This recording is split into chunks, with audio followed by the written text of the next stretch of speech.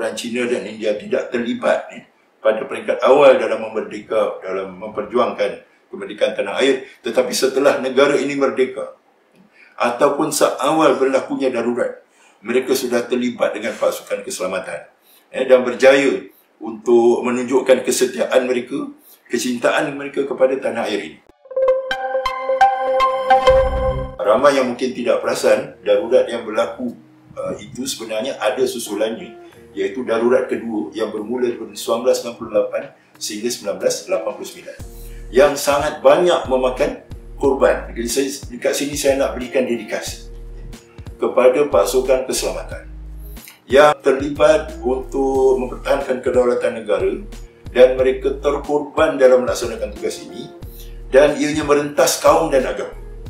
Dia bukan saja melibatkan Regimen Askar Melayu, dia juga melibatkan pasukan Ranger, Sarawak Ranger, PPH, pasukan Polis Hutan, BAT, Very Able Troops, PPH 69, mana BAT, kemudian Constabulary, Polis, Jungle Squad.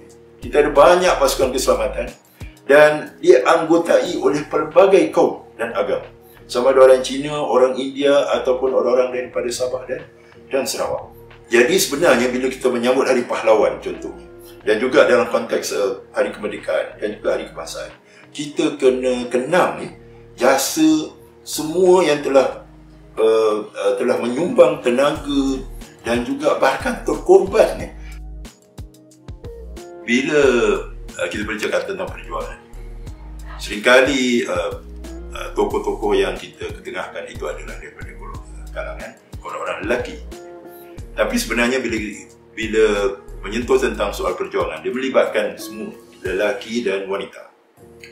Dan saya rasa kita wajar menyentuh ataupun meraihkan tokoh-tokoh wanita yang berada di medan, seperti Ibu Zain dalam bidang pendidikan, Aisyah Ghani dalam bidang siasat ataupun politik. Dan kita tidak melupakan para isteri terus menyokong suami-suami mereka yang berada di medan, yang terlibat dalam pasukan keselamatan. Sebab tu kita tengok dalam tahun 60-an contohnya, banyak lagu-lagu yang bertemakan tentang memberikan semangat kepada pasukan tentera yang berada di batasan. Contohnya Si Baju Hijau oleh Rafiah Buang. Banyak lagi lagu-lagu tema yang maknanya meraihkan pasukan keselamatan kita yang berjuang. Jadi peranan wanita ini sangat penting untuk kita raihkan dan juga untuk kita sebut, supaya kita tidak take for granted, orang kata, bagaimana mereka ini berkorban harta, berkorban perasaan apabila kehilangan orang yang kesayangan, apabila terlibat dalam medan pertempuran. Tak lupa juga mereka yang berada di Sabah dan Sarawak, di mana mereka ini bukan saja berhadapan dengan ancaman komunis daripada Kalimantan Utara. Saya nak sebut beberapa nama dekat sini, antaranya adalah Tan Sri Yun Yut Ming, di mana beliau ni pernah menjawat jawatan sebagai Ketua Polis Perak dan juga Polis Komisioner di Sarawak. Dan beliau sangat besar jasanya, di mana beliau berjaya memulihkan 500 pengganas komunis supaya mereka ini sedar dan insaf untuk menjadi masyarakat yang berguna. Dan operasi yang beliau lakukan di Sarawak berjaya membunuh 3 orang komander pasukan komunis Borneo Utara.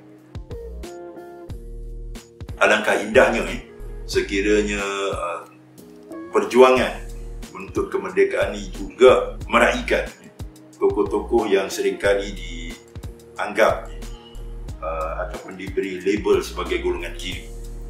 Saya bercakap tentang tokoh-tokoh seperti Profesor Zulkifli Muhammad, Burhanuddin Hilmi, kemudian Ustaz Abu Bakar Al-Baqir. Perjuangan yang diterajui oleh PKMM, Pertubuhan Kebangsaan Melayu Melaya, yang telah bergabung dengan pertubuhan-pertubuhan daripada kalangan bukan Melayu, pertubuhan-pertubuhan Cina dan India, khususnya dalam Union ataupun Kesatuan Sekerja. Dan mereka telah membentuk satu gagasan yang dinamakan Putra AMCJA, dan mereka telah mengemukakan satu perlembagaan yang amat sepadan dengan dengan Perlembagaan Persekutuan Tanah Melayu yang dikemukakan kemudian, di mana di sana mereka telah mengiktiraf kedudukan Raja-Raja Melayu, bahkan telah bersetuju warga negara Tanah Melayu ketika itu namanya warga negara Melayu, walaupun mereka bukan daripada kalangan Melayu, itu daripada kalangan orang Cina ataupun India. Kita lihat gagasan ini sangat holistik dan sangat progresif yang sebenarnya mendahului Perlembagaan Persekutuan. Walaupun kita iktiraf, kita terima Perlembagaan Persekutuan Malaysia itu sebagai perlembagaan negara kita, namun kita jangan lupa mereka juga telah berusaha, walaupun mereka berhadapan dengan sebegitu banyak cabaran-cabaran yang diletakkan oleh pihak penjajah ketika itu. Begitu banyak nama yang boleh kita sebut satu persatu untuk menunjukkan bahawa pengorbanan untuk memajukan negara ini dan memastikan negara ini bebas daripada ancaman mara bahaya komunis dan disabotaj mereka yang mempunyai niat yang tidak baik.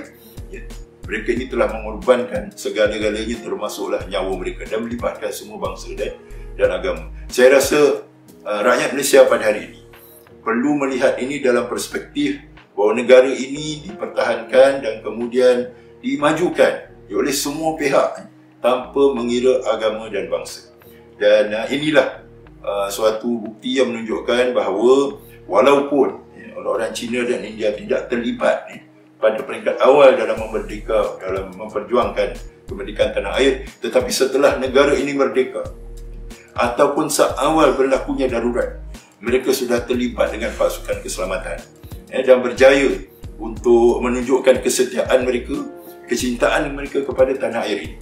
Ini yang patut kita rakamkan, naratif ini patut kita sebarluaskan saban tahun, supaya setiap orang merasakan bahawa mereka ataupun nenek moyang mereka mempunyai saham yang cukup besar di dalam memajukan negara ini. Bersama membina masyarakat.